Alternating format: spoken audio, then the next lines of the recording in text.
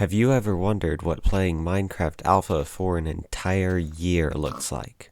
Well, looks kinda like that. Episode 1, A World Unlike Any Other. You might be wondering, why am I playing Minecraft Alpha in 2023? Well, there's a long story behind that, and it involves me talking about most of my history playing the game. So one day I went to school, way back in 2012, and my friend had this new game on his phone. It was something different than pretty much any other game I had seen up to that point.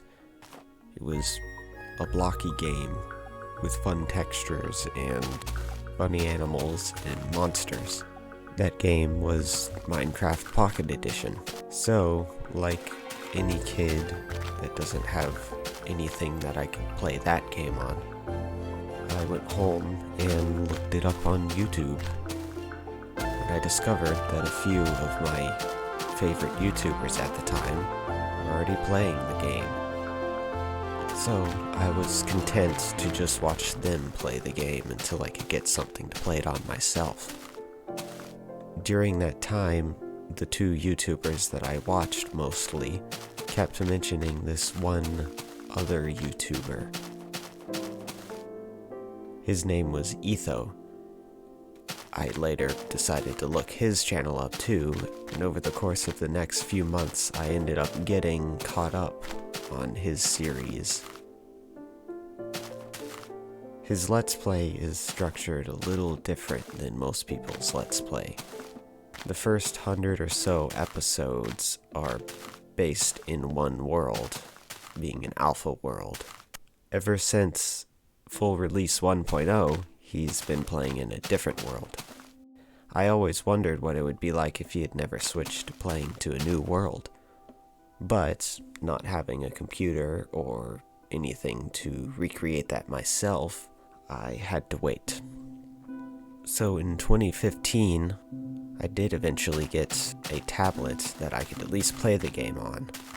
And, well, things went about as well as you would expect. There wasn't too much for me to do at the time. And the same thing for when I finally got a laptop. I just played the game like a normal person, not playing alpha in not playing alpha in 2017 or whenever I got the laptop. You see, I didn't realize that a lot of things were just missing out of the official Minecraft launcher, including a bunch of old alpha versions. So I kind of put the idea of a world in an old version out of my mind and just played normal survival. In 2019, I was getting bored of just playing modern normal survival, and I came up with an idea. What if I joined a SMP server? So I started looking up various SMP servers one day and eventually found one that I really liked. It was Oasis. They were playing on 1.13 at the time because, well, that was the most recent version. I had a lot of fun on the 1.13 map on Oasis, mostly doing stuff for myself, but hey, the fact that somebody could see my builds got me a little bit more motivated to do them. But eventually 1.14 and 1.15 came out, and their map, which had been on 1.13, was slowly becoming outdated. So they decided they were going to do another map reset. The 1.16 map was a great success once they did finally update, which saw a great increase in the number of returning and new players to the server. The only problem is that caused lag because all those people were building large builds and farms and all of that, but that led to things being a struggle for the server operators because, well, they only had a certain computer that they could run the server on, and that computer was kind of struggling with, 50 or 60 people online at any given point compared to during the 1.13 map. when they really only had no more than about 20 people on the server. So during 2021, 1.17 is about to come out, and they announced that they're going to have one new rule for 1.17. Players can no longer build mob-based farms, which was a big devastation to me because, well, half of what I do in the early game is build farms, specifically automated ones if I can, and, well, automated farms are still mob farms, so... But seeing that I could no longer build farms on Oasis, I decided it would probably be a better thing for me to leave. They had compromised in a few other areas regarding gameplay, like not being able to use TNT or having teleportation, out of convenience of course, but not being able to build mob-based farms was the final big issue that convinced me to leave the server. It's a great server if you just want a casual SMP, but I decided that I wanted something a little bigger than that. Something that big. So, I left Oasis, and during the few months after that, I planned on starting an alpha world and building this. It's a giant dome of glass, and you'll be even more surprised by what's inside of it. Big surprise. There's nothing inside. I feel like I've gotten used to the just absolute ginormous scale of this base. So, this is my base, and yes, the dome is incomplete. Most of the base is actually incomplete, but that's part of what this series is going to be about, me completing this base and then going off to build more bases. So this block right here is where I spawned in the world. I know, I got it a little bit off center from the center of the circle, or more specifically, that block. Underneath that cobblestone is where I spawned. And this section of the world was just a normal piece of the world. There was a sandy beach, and 3 hills, one there, and one over there. I decided that I should, just casually mine out the entire world down to bedrock. That circle of logs right there, oak logs by modern definition, was the circle that I laid out to plan this entire base off of. It's 101 blocks wide, meaning that this hole is 99 blocks wide from wall to wall. It took me something like 240-ish hours to dig this hole over the span of like 4 months because well, I wasn't really doing this as a full-time job or anything. I still had other responsibilities. And this was the first house that I built on the very first night. Of course, some of it's changed throughout my time in this world, over 300 hours. But the general shape is the same. And of course, this was my first base, my first tree farm.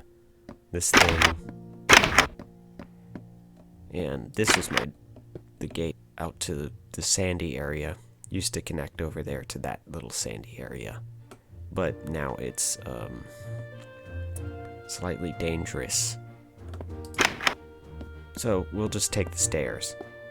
All this used to be underground, by the way. And this staircase used to be the staircase down to my mine, where I got all the cobblestone that I built the log ring out of originally. I've since replaced it with logs, obviously. But now, you might be wondering, there's no way that he actually dug out this entire hole by hand. Oh, by the way, these are invisible stairs. It's a lighting glitch, I think. And well, I have the receipts. A bunch of cobblestone among us. Every single one of these chests in this section, these two sections, these two sections are full of cobblestone. Plus a little section in the other end of the storage room. This is one big square, so this section over here leads up to and connects to that one over there with the cactus in front of it. I put up these cactus to prevent large slimes from coming in when slimes were first added to the game. This section's also got some cobblestone, and this is the last of the cobblestone from digging out the hole. I estimate I have something like close to 350,000 cobblestone, and this is where I keep most of my other stuff, including fun stuff like records and plants and redstone. This little section is for all my wood, which I'm slowly running out of. Got plenty of saplings though. This section is for stuff you can dig with a shovel.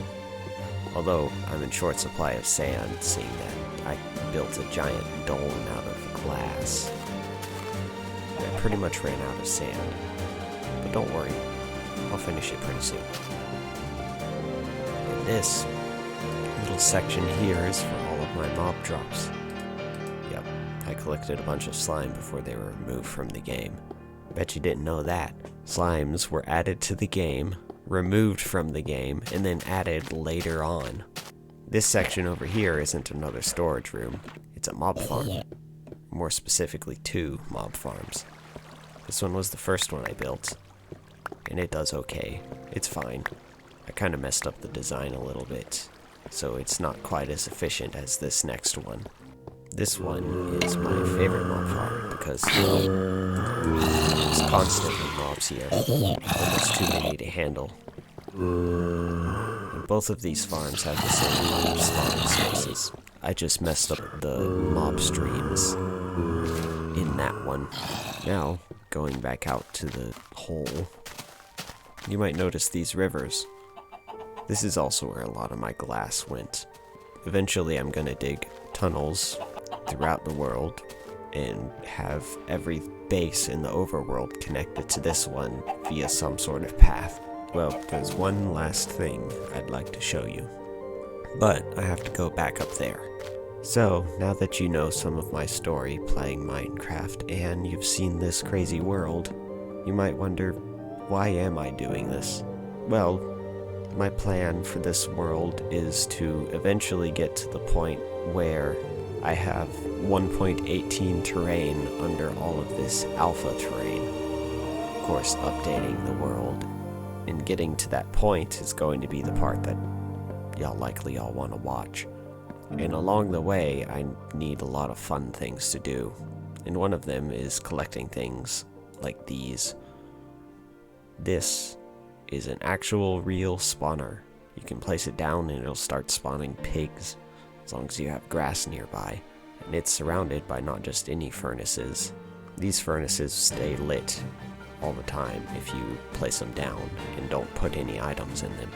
That wooden pickaxe is the first pickaxe from this world, and this iron one's the first iron one from this world.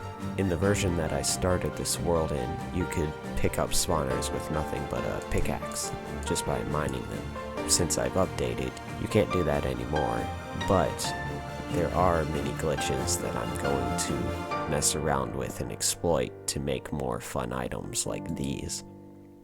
They're 0 item stack spawners. During the update that this was made possible, I could have done this with any block. But these are special for one reason. You can't place them. You can't stack them. You have to be really careful to just not even destroy them. Because, well, their stack item is 0 instead of 1, like that one in that chest over there. Here's my most recent exploit, shall we say. Fishing rods. 1,728 fishing rods in one chest. You see, fishing rods in these versions, they don't have any purpose. Their stack limit was set to 64 instead of 1 like the rest of the tools, seeing that they don't have a purpose yet. Which brings me to the purpose. Why do all this? Well, there's really 3 goals behind this world. 1, explore in as many different versions as I can, and have as much unique style terrain as possible in this world. 2, build crazy bases like this one, and this won't even be the final base that I build in this world. This is just the first. And 3, collect unique things that aren't supposed to continue existing in this game. So, if you enjoyed this video and you'd like to see more, then consider liking and subscribing. Oh, and next time trees. Oops.